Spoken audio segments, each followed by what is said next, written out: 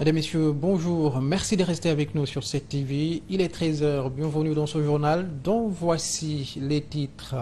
Réponse d'Ousseynou Ly au communiqué de l'APR suite au chamboulement intervenu au sein de la magistrature. Le ministre conseiller et porte-parole de la présidence parle d'une opposition apeurée avant d'affirmer que l'APR a un problème de logique. Après la police, l'administration et la magistrature, le journal Le Quotidien avance, ou plutôt annonce, un grand chamboulement dans la diplomatie sénégalaise. Le journal avance que celui-ci va concerner 19 ambassades et 11 consuls généraux, entre autres personnels diplomatiques. Et puis, hors de chez nous, au Niger, au moins 94 personnes sont mortes et plus de 137 000 sinistrés dans des inondations dues aux fortes pluies qui s'abattent sur le pays depuis le début juin. Un bilan fait par la ministre nigérienne de l'action humanitaire et de la gestion des catastrophes. Mesdames et Messieurs, voici pour le sommaire. Le développement, c'est juste après ceci.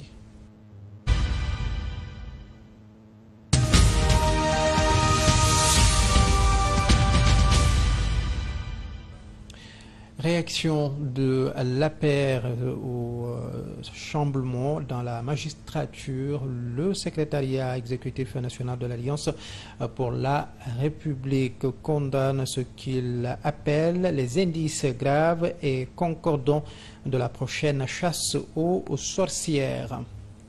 Et puis, en réponse, Ousseynou Ly, ministre conseiller, porte-parole de la présidence, par ailleurs, membre des Patriotes africains du Sénégal pour le travail, l'éthique et la fraternité, a ironisé sur une opposition apeurée. L'APR a un problème de logique, a-t-il affirmé.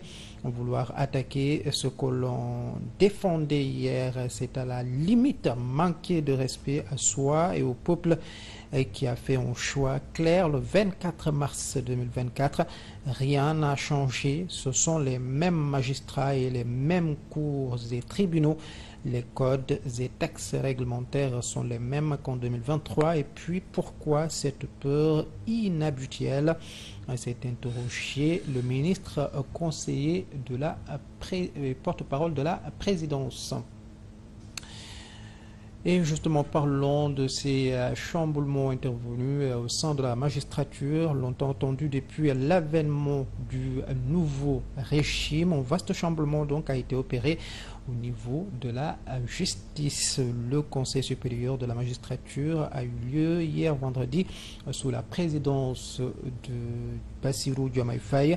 Le magistrat Ibrahima Ndoye, nommé procureur de la République à Dakar, il remplace à ce poste le procureur Abdou Karim Diop. Suivons tout cela dans ce récit signé par Bandagaïa. Ce sont plusieurs décisions majeures qui sont ressorties des travaux du Conseil supérieur de la magistrature tenus ce vendredi au Palais de la République. Des changements ont été notés à des postes hautement stratégiques de la justice. D'abord, au sein de la Cour suprême.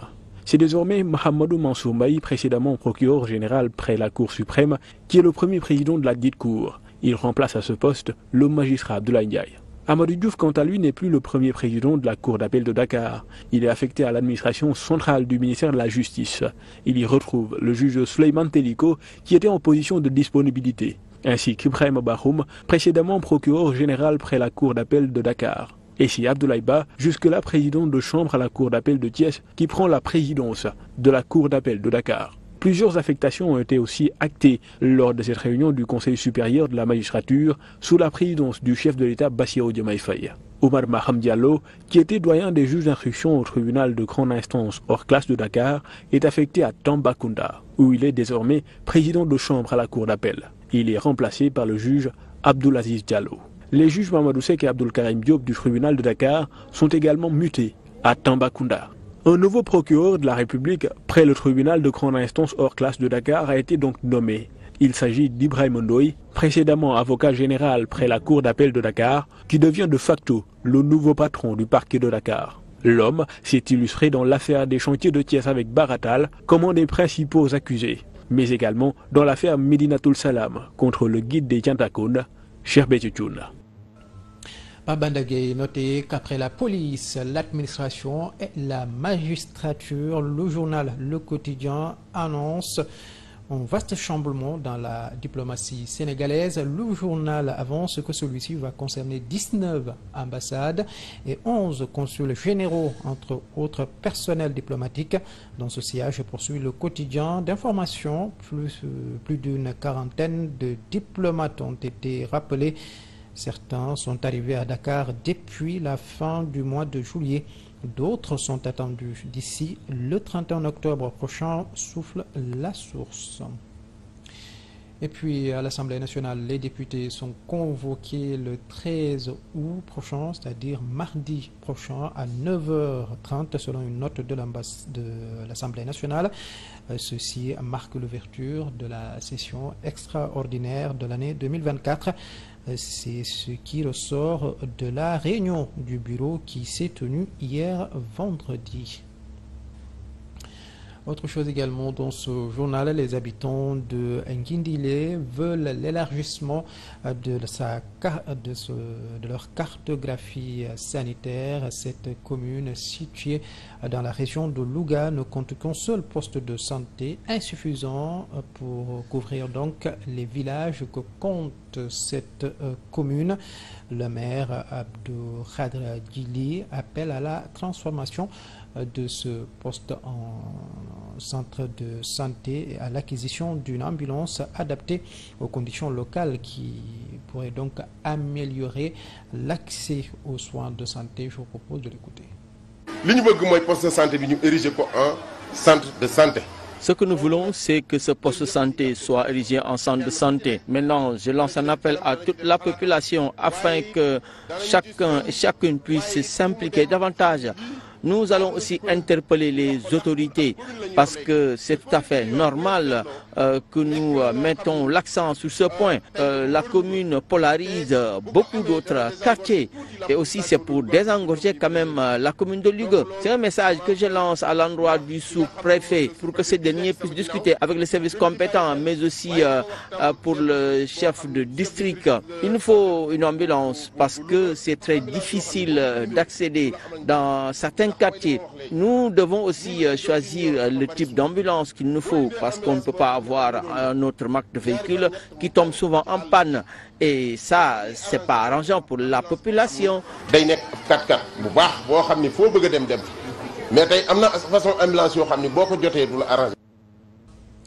La contribution de la Mouridia à la construction de la paix sociale et au développement du Sénégal, c'est le thème de la foire du livre sur le mouridisme organisée cette année dans le cadre des préparatifs pour le Grand Magal de Touba prévu le 23 août 2023, une foire qui se déroule donc à la mosquée de Massalikul Jinan. Hier vendredi, il y avait au menu des panels des présentations de livres et des échanges sur les enseignements de Cheikh Ahmadou Bamba, reportage Oumar Thiam. Ils sont une bonne dizaine à avoir pris part à la foire du livre sur le mouridisme. Des enseignements de Cheikh Ahmadou Bamba à ceux de son disciple, Mame Cheikh Ibrahima Fall. Des écrivains, fidèles jusqu'à la moelle, ont longtemps rêvé de telles occasions. J'ai toujours eu cette envie-là d'écrire et de témoigner de mon expérience spirituelle avec Serigne Saliou. Comme Mame Cheikh Ibrahima Fall est Babul Mouridine, donc j'ai commencé par écrire sur lui. Le fait que chaque thème mën a am benn citation boo xam ne Sëñ Touba wax na ci loolu day prouver universalité. En tout cas, tous les livres écrits par Serigne Touba ont été exposés ici. Habituellement écrites en arabe ou en français, des œuvres sont pour cette fois présentées en masse en langue wolof. Une façon de promouvoir les dialectes locaux et vulgariser davantage le message du fondateur du mouridisme. L'association des écrivains de la Mouridia est une rampe de lancement pour permettre l'universalisation de la Mouridia, car les textes qui sont là, il y en a qui sont traduits en anglais, en français, en espagnol, en allemand et en japonais. Si vous parlez à une personne et que vous voulez que cette personne comprenne ce que vous êtes en train de lui dire, il faut parler à cette personne dans la langue qu'elle comprend. La contribution de la Mouridia à la construction de la paix sociale et au développement du pays, une thématique d'actualité qui servira de rappel à tout disciple. Il y a un nouveau régime qui vient de s'installer avec tout ce qui se passe dans la sous-région. sous-région, en Afrique.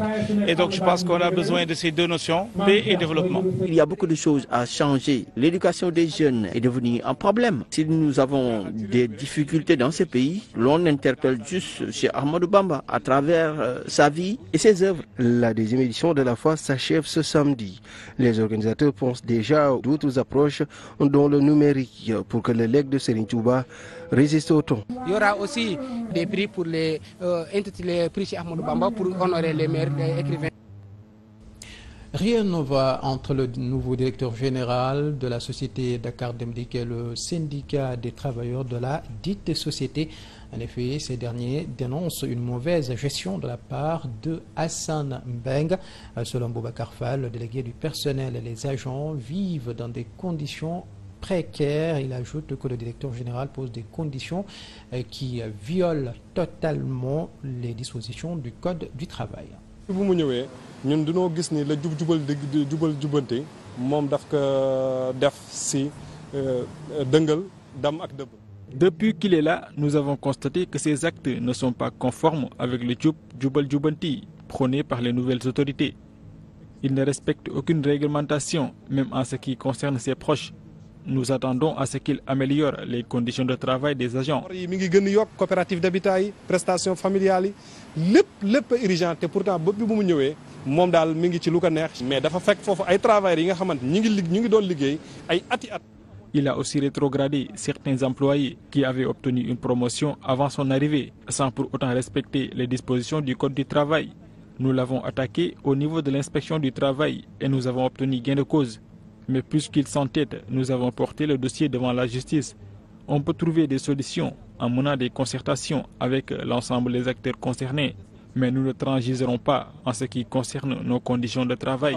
duñ ci tay te c'est au quotidien bu saafara bi nii rek beneen daal di taxaw.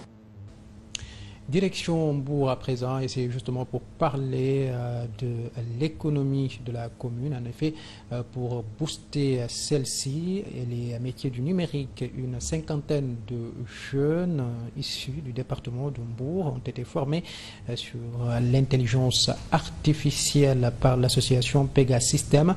Cette action entre dans le cadre d'orienter la jeunesse sénégalaise à s'intéresser à l'intelligence artificielle, mais aussi les avantages de booster l'économie et le tourisme à travers des sessions de formation pratique.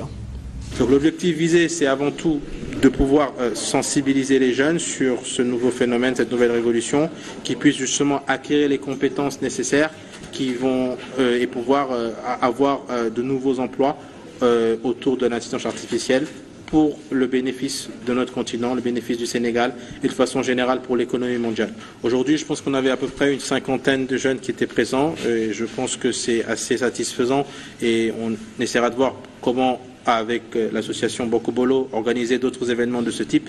Mais globalement, je pense que c'était une session très réussie. De la curiosité et puis de l'envie. Je pense que la meilleure arme pour changer le monde, c'est la connaissance. La connaissance, c'est aujourd'hui quelque chose que l'on peut acquérir avec les nouvelles technologies. Et on a besoin de se former tout au long de sa vie et pouvoir saisir les opportunités qui se présentent à nous. Parlons à présent de la presse au Sénégal. C'est désormais une question de survie pour de plus en plus de journaux dans le pays. Et dans cette crise, les patrons de presse se sentent bien seuls. Le patronat estime même devoir composer avec des décisions politiques qualifiées d'hostiles sur la fiscalité ou encore la publicité. L'heure est donc à l'action. C'est ainsi que le patronat informe que demain qu'il va se rencontrer pour valider un plan d'action qui va comporter des journées sans presse, mais ce sera aussi une presse avec des écrans noirs. Il prévoit aussi des actions de sensibilisation de l'opinion publique nationale et internationale. Il n'exclut pas non plus aucune alternative pour vraiment montrer que la liberté de la presse est en danger au Sénégal. Justement, ces conseillers de diffuseurs et éditeurs de presse du Sénégal s'est réunis hier vendredi. C'était donc justement pour discuter de cette crise que vivent les médias sénégalais. C'était en présence de notre reporter Diana Baumarceau. C'est une réunion d'urgence convoquée par le CEDEPS pour discuter des maux de la presse sénégalaise. Réunis autour d'une table, les patrons de presse du Sénégal sont revenus sur différentes questions liées à la situation qui prévaut dans le secteur des médias dernièrement. L'infirmation de l'effacement fiscal que nous avions eu avec l'ancien régime. Deuxièmement, les poursuites des impôts contre les entreprises de presse. Également, le nouveau régime n'envisage pas cette année, en tout cas jusqu'au moment où nous parlons, de verser la subvention de l'État aux médias sénégalais. Ces acteurs des médias déplorent le mutisme des nouvelles autorités face à cette crise. Parce que nous avons introduit deux demandes d'audience auprès du président de la République. Le président de la République ne nous a pas répondu et au contraire, dans une autre déclaration, il a dit qu'il attendait les propositions de la presse. C'est dans ce sens que nous avons fait une lettre ouverte depuis le 7 juillet, mais on a toujours observé le même mutisme de la part des nouvelles autorités. Pour faire face à cette situation, le Conseil des diffuseurs et éditeurs de presse du Sénégal prévoit de mettre en place un plan d'action qui débutera dès lundi prochain. Dès lundi prochain, nous avons des actions communes que nous allons mener au niveau de tous les médias sénégalais et que nous allons dérouler les autres jours également de la semaine. Tout est possible. Nous n'excluons aucune mesure pour que l'opinion publique nationale et internationale se rende compte que les nouvelles autorités deviennent une menace pour la liberté de la presse. Mamadou Ibra Kane et compagnie comptent saisir des organisations nationales et internationales de défense de liberté de la presse pour se faire entendre. Dieynaba Oumar Sow, direction à présent Keur Massar, l'un des 3 départements les plus peuplés du Sénégal. La localité est devenue un carrefour, une zone très fréquentée par des commerçants. Sous l'autopont, des marchandises sont étalées à même le sol. D'autres en font même leur dortoir, engendrant ainsi une insécurité totale. Moussa Mané pour le reportage. Dans un souci d'améliorer le cadre de vie des populations, les autorités municipales avaient instruit aux services compétents d'initier une vaste opération de désencombrement au niveau de la commune. Mais apparemment, le décor reste toujours le même. Keur Massar est très sous-peuplé. Non seulement Keur Massar est sous-peuplé, mais les populations environnantes viennent toujours ici à Keur Massar pour prendre le bus pour aller à Dakar. Tiawan, Peul, Niakourab, tout ça, ils viennent au niveau de Keur Massar pour prendre le car. En plus de la population de Keur Massar, ça pose problème. Le surpeuplement de la localité, l'occupation anarchique de l'espace public, l'insécurité, autant de facteurs qui hantent le sommeil des habitants. À ce sujet, à chacun son point de vue. Regarde où stationne ce véhicule. Tu vois, ce n'est pas normal. C'est une voie unique. Et si jamais un autre véhicule tombe en panne ici, personne ne bouge. Le marché fonctionne 24 heures pratiquement sur 24. Tu passes ici vers 23 heures, il y a toujours des personnes. Il y a même des enfants qui passent la nuit sous le pont. Donc ça pose un problème de sécurité. Keur Massar constitue un carrefour, un lieu de commerce avec des commerçants venant de différentes localités. L'autopont, en plus d'être transformé en mini-marché, est aujourd'hui devenu le dortoir de plusieurs individus. Nous leur avons tous dit qu'il est interdit de vendre sous le pont.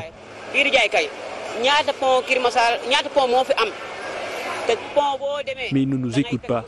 Il n'y a que le pont de Keur Massar qui est comme ça. Seul Keur Massar bi moo xamanteni autorité fu la lawuñu kessa ngay gis ku fi ñew téga sa jël sa bagage yi jaay. La nuit aussi les bandits occupent c'est pas le pont, ils passent la nuit là-bas. Donc c'est pas facile de passer par ici. Il y a chaque fois des cas d'agression et de vol. Maintenant on ne reconnaît plus le vrai Jakartaman et le voleur. Le département de Keur Massar, avec une densité de 770 314 habitants, qui plonge la zone dans un brouhaha indescriptible. Un tout autre sujet, le prix du kilogramme de la viande passe de 3 500 à 4 000 francs CFA, une nouvelle hausse qui fausse tous les plans des ménages. Au forail de Diamoguène Sicap Mbao, les bouchers imputent cette augmentation à la rareté du bétail sur le marché.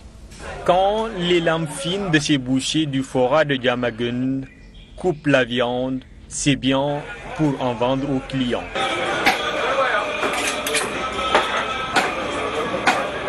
Ici, au fur et à mesure que le temps passe, l'ambiance vire à l'effervescence. Les discussions, les éclats de rire et les marchandages se mêlent au vacarme. Au menu de ces discussions entre vendeurs et clients, le prix de la viande qui a connu une hausse. Le kilogramme passe de 3 600 à 4 000 francs. Mais non, ton client t'appelle pour passer une commande de viande et tu as même honte de lui dire le prix. Même les pieds qu'on utilise pour faire de la soupe ne sont pas en reste. Quand le prix de la viande augmente, les bouchers augmentent aussi le prix des pieds. C'est pour cela qu'on vend maintenant à 3 500, voire 4 000 francs, alors qu'il fut un temps, c'était à 800 francs. Malgré cette hausse, il est difficile pour les bouchers de se frotter les mains. Certains ont préféré fermer boutique pour ne pas vendre à perte. Pour un père de famille, je suis obligé de venir chaque jour et voir ce que les autres peuvent me donner à faire car les choses ne marchent plus. La raison de cette augmentation du kilogramme de la viande n'est pas à chercher loin. C'est parce qu'il n'y a plus de bœufs au Sénégal, car ils proviennent du Mali ou du Burkina Faso. Une rareté de bœufs qui se vit difficilement à quelques mètres. Durant la période hivernale, il est souvent difficile de trouver un bœuf. Mais dans les jours à venir, on peut s'attendre à ce que le marché soit bien approvisionné. Face au balai permanent des clients, les vendeurs de viande de bœuf et de mouton n'ont qu'un souhait: l'approvisionnement correct du marché. L'actualité hors de chez nous nous mène d'abord au Niger où au moins 94 personnes sont mortes et plus de 137 000 sinistrés dans des inondations dues aux fortes pluies qui s'abattent sur le pays depuis juin, a annoncé la ministre nigérienne de l'action humanitaire et de la gestion des catastrophes. Et puis après le Niger, nous nous rendons au Moyen-Orient, notamment à Gaza, pour parler de ces nouvelles frappes d'Israël intervenues donc ce samedi. Les bilans diffèrent selon les agences de presse, mais ils sont terribles. La défense civile de la bande de Gaza, administrée par l'organisation islamiste Hamas, assure qu'au moins 90 personnes avaient péri dans une nouvelle frappe israélienne ce samedi sur une école de la ville de Gaza. Plus de 100 personnes ont été tuées selon l'agence Reuters. Le Hamas dénonce une dangereuse escalade. Nous venons à présent au dernier élément de cette édition et c'est avec la revue de la presse. Bonjour. Les journaux parus ce samedi ont largement commenté le grand remue-ménage opéré au sein de la magistrature. Oui, le chef de l'État, Bassirou Diomaye Faye, a procédé à d'importants changements dans le temple de Thémis. Source A parle d'un CSM sur fond de vastes chamboulements. Le journal évoque une affaire de juge ressuscité, de puni et de promu. Diomaye chamboule tout, soutient Sud Quotidien. Le confrère rapporte que le président de la République a présidé la première réunion du CSM sous son magistère. À l'issue de cette rencontre, il a opéré un vaste chamboulement dans les différentes juridictions. Ainsi, au tribunal de grande instance hors classe de Dakar, Omar Maham Diallo, Abdou Karim Diop et Mamadou Seck sont affectés à Tambacounda. Quant à Amadi Diouf et Ibrahima Bahoum, ils ont quitté les juridictions de jugement pour rejoindre l'administration centrale. Un CSM entre récompenses, sanctions et bizarreries, souligne l'observateur. Selon le journal, la cour d'appel de Dakar a reçu un véritable coup de balai. C'est Abdoulaye Ba, président de chambre à la cour d'appel de Thiès, qui hérite du poste de premier président de la cour d'appel de Dakar. Vox Populi parle de coup de balai punitif de Diomaye, Sonko et Walf Quotidien de purge magistrale de Diomaye, ajoutant que les bourreaux de Pastef isolés à Tamba. Certains juges semblent ne pas être bien servi dans les changements intervenus dans la magistrature. Omar Maham Diallo, Abdou Karim Diop et Mamadou Seck, sous les projecteurs depuis les événements de mars 2021, ont été tous envoyés à Tambacounda. Précédemment, doyen des juges d'instruction au tribunal de grande instance hors classe de Dakar, Omar Maham Diallo devient, à l'issue de la réunion, président de chambre à la cour d'appel de Tambacounda, écrit Walf. Enquête abonde dans le même sens. Pour la parution, ces affectations à Tamba ne sont rien d'autre que des sanctions déguisées ou une réorganisation nécessaire. Le journal estime que le transfert de ces magistrats soulève toutefois des interrogations. D'après Direct Info, Sonko prend sa revanche, las de renchérir qu'il s'agit de la revanche des vainqueurs. La publication nous informe que tous les juges impliqués dans le procès de Sonko sont affectés à Tambacounda. Pour sa première réunion du Conseil supérieur de la magistrature, on peut dire que le président Diomaye Faye a d'abord réparé une injustice. En effet, à quelques jours de son départ, Macky Sall avait nommé Abdoulaye Ndiaye au poste de premier président de la Cour suprême. Selon Libération, c'est une nomination problématique, d'autant que Jean-Louis Paul Toupane était plus âgé que lui. Le Soleil lui a consacré sa une aux nouvelles stratégies de sécurité routière mises en place par le nouveau régime dans le but de mettre un terme aux accidents de la circulation. Le journal a fait un constat d'urgence à l'origine des tragédies routières. Le confrère avance dans son analyse le facteur humain, la nébuleuse des auto-écoles et les défaillances du cadre réglementaire qui doit être rénové impérativement. Merci et très bonne lecture à toutes et à tous.